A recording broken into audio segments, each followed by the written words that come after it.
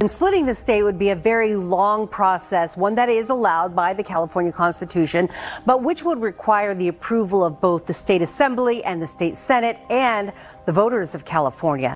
Gavin Newsom had always prided himself on being able to read the political landscape of California with near instinctual precision. But the moment the gerrymander plan backfired, he found himself in an uncharacteristic position of disarray. California, with its sprawling districts and deeply complex voter demographics, has long been a place where political strategy often matters more than raw charisma. And this was the stage where Newsom's usually careful maneuvering suddenly collapsed in front of him. The governor had pushed forward a plan meant to give his party stronger footing, expecting that redrawn district lines would cement dominance. Instead, the plan unraveled spectacularly, creating fissures in his own base while simultaneously energizing opponents who saw an opportunity to capitalize on the misstep. Before we start, smash the like and subscribe buttons for more updates. The irony was not lost on political observers. California has historically been seen as a Democratic stronghold, but the state is far from uniform. Coastal progressives, inland moderates, and a patchwork of conservative communities make it a battleground of subtle but sharp divisions. By attempting to manipulate these lines too aggressively, Newsom underestimated the backlash. What was designed as a tactical advantage became a glaring vulnerability. Communities that felt sliced apart by the redistricting voiced outrage, advocacy groups mobilized faster than expected, and grassroots campaigns flourished in areas once considered safely Democratic. For Newsom, the emotional intensity of the moment was overwhelming. Reports described him as visibly frustrated, a rare crack in his polished political image. He had invested political capital and personal credibility in assuring allies that the plan would work, only to watch it unravel before his eyes. His anger was not simply about losing ground to opponents, but about the humiliation of losing control over a strategy that had seemed airtight. To him, the debacle represented a loss of narrative control, something he had always guarded carefully. The mechanics of the gerrymander were controversial from the start. Redistricting in California had been designed to be more transparent, with independent commissions meant to blunt the edge of raw partisan manipulation. Newsom, however, had quietly backed maneuvers that steered the process into friendlier waters for his party. The effort seemed subtle on paper, but in practice it appeared blatant to those living in the districts. Entire communities found themselves split apart, neighborhoods carved into illogical shapes, and long-standing cultural or economic ties disrupted. Instead of consolidating power, the plan stoked resentment among voters who felt exploited. As the backlash grew, political rivals sensed blood in the water. Republicans, who had long been frustrated with their limited foothold in California, seized the chance to rally supporters by casting themselves as defenders of fair representation. Even within Newsom's own party, whispers of discontent spread. Progressive factions accused him of sacrificing values of fairness for political gain, while moderates worried about the optics of playing a game that had backfired so spectacularly. The governor, once seen as a confident leader who could balance pragmatism and vision, suddenly looked vulnerable. The consequences were not limited to partisan squabbles. Civic organizations that had once worked closely with Newsom distanced themselves, fearing association with a flawed plan. Public trust, always fragile when it came to political processes, began to erode further. Voters, many of whom already harbored skepticism toward establishment politics, saw the debacle as proof that even leaders in progressive states were willing to manipulate the system for their own ends.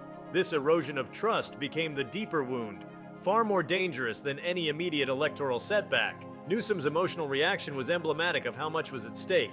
He had risen through California politics with a reputation for being composed and forward-looking, yet the gerrymander fiasco forced him into a defensive posture. His frustration spilled into public moments, and allies who once described him as calm under pressure now whispered about his short temper behind closed doors. To lose composure so visibly in California's high-stakes political theater was to risk looking weak in a state where perception often carries as much weight as policy.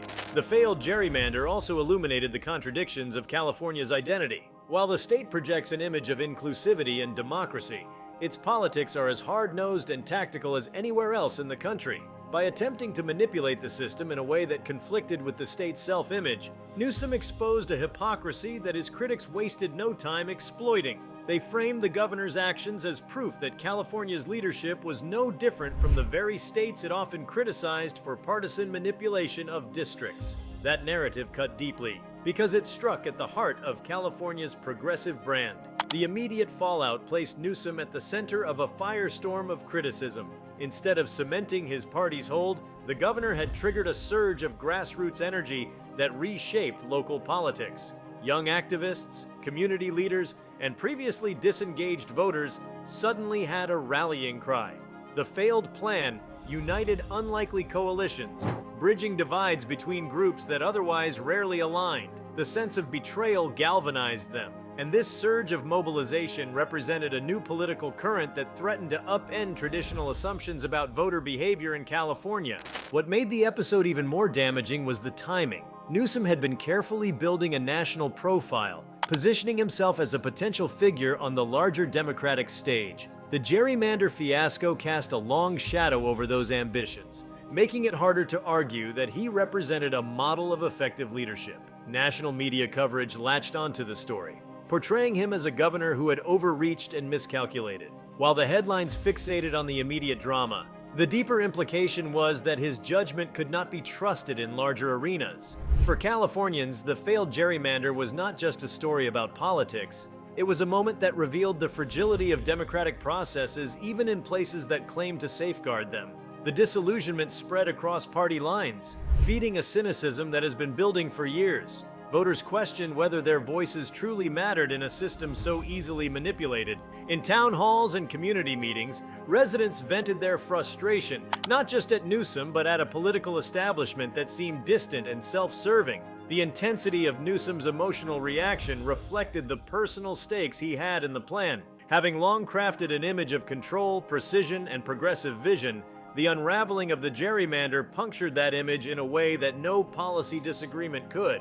He had tied his reputation to the maneuver, and when it collapsed, it dragged his credibility with it. Watching him lose composure was not simply a matter of political theater. It was a reminder that even seasoned leaders are vulnerable to the unpredictability of democratic systems. As the dust settled, one thing became clear. The gerrymander had not only failed tactically, but had reshaped the political terrain of California.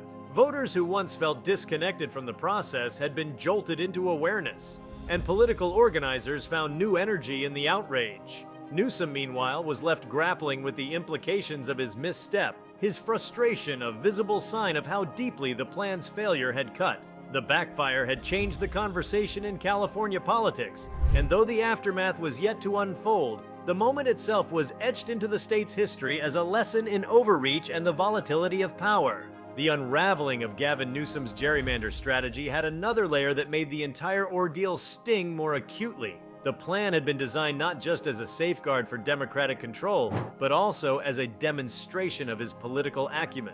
In California politics, where ambition often stretches beyond Sacramento, every move carries weight far outside the state's borders. By placing himself at the center of a redistricting scheme, he intended to prove that he could navigate both the local complexities of California's diverse regions and the national scrutiny that comes with leading such a large state. When the effort collapsed, it didn't simply weaken his hold on districts, it cast doubt on his ability to orchestrate big-picture strategy. What emerged from the chaos was a new wave of scrutiny directed at the very idea of gerrymandering in a state that had prided itself on reforms. California had been seen as a model for other states, with its independent redistricting commission designed to reduce partisan gamesmanship. Yet Newsom's fingerprints on the failed maneuver revealed how fragile those safeguards truly were. Suddenly, conversations across the state shifted from abstract discussions about fair representation to heated arguments about how easily leaders could still bend the system. Civic leaders who had long campaigned for transparency and accountability found themselves vindicated, and they wasted no time reminding voters that vigilance was the only defense against manipulation. The political miscalculation also reshaped alliances within the state. Figures who once stood firmly in Newsom's corner began to distance themselves, not out of ideological disagreement, but out of fear that his misstep would stain their own reputations. In the intricate world of California politics, where coalitions often hinge on shared image as much as shared goals, association with a failed gambit carried its own risks. Local officials who had quietly supported the plan suddenly downplayed their involvement, eager to avoid being pulled into the storm. The governor, usually adept at rallying allies, found himself in the unusual position of isolation at a time when unity would have been most valuable. If you like this video, please give it a like and subscribe to our channel. Also, leave your comments below and tell us, what are your thoughts on Gavin Newsom's reaction to the gerrymander plan? We want to hear from you. Thank you for watching and see you next time.